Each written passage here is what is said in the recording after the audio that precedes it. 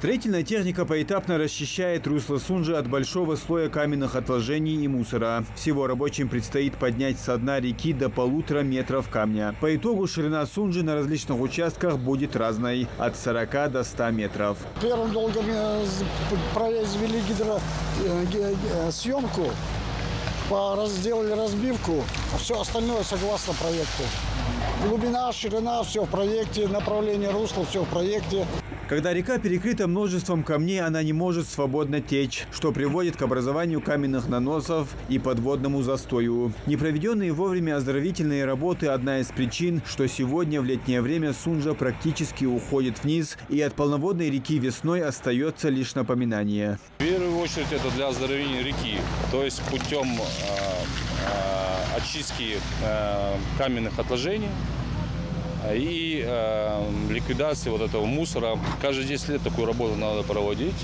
А возникает это все в связи с наводнениями. То есть, получается, наводнение проходит, у нас поднимаются каменные наносы, а это уже препятствует дальнейшему протоку воды, что уже в свою очередь может повлиять на чрезвычайную ситуацию. Получается, что если у нас реку мы не будем чистить от этих наносов, то вода вначале проходит, грубо говоря, между этими камнями. То есть, если маленькое течение проходит, то вода проходит между камнями.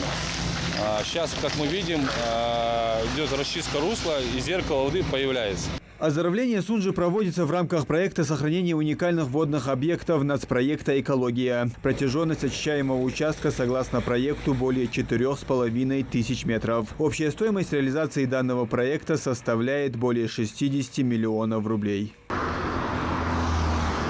Оздоровление Сунжи проводится в пределах границ Магаса. Начинаются работы на южной окраине столицы республики и заканчиваются примерно в 500 метрах от въездного моста. Реализация проекта должна предотвратить деградацию водного объекта и тем самым улучшить экологические условия проживания населения. Для того, чтобы река могла свободно протекать, со дна удаляется все, что ей мешает. Это позволит воде обогащать окружающую природу и поддерживать разнообразную флору и фауну. Элементарно рыбам будет более комфортнее в глубокой реке. Помимо этого, очистка позволит снизить риск подтопления в паводковый период.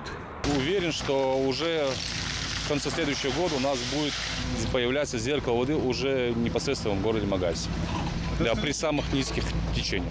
К оздоровлению Сунжи рабочие приступили в начале месяца. На сегодня расчищено от каменных отложений и мусора около 350 метров. Таким должна выглядеть Сунжа в границах Магаса по окончанию работ. Проект разбит на 2 года. То есть уже в конце 24-го, даже в самый засушливый период, здесь по плану будет видно зеркало реки. Первый этап – это 1,6 километров выполнения работ. На сегодня где-то 30% выполнения. Самое главное, погодные условия сложности дает. Мы выполнили этот объем 300 метров, провели 40 шириной. Вода пошла, все по новой пришлось опять копать и все разводить дело. Работы по очистке начали недалеко от будущей центральной мечети Магаса. До конца лета строители обещают завершить первый этап по оздоровлению Сунжи. Муслим Ганиев, Джамалей Султыгов, Новости 24.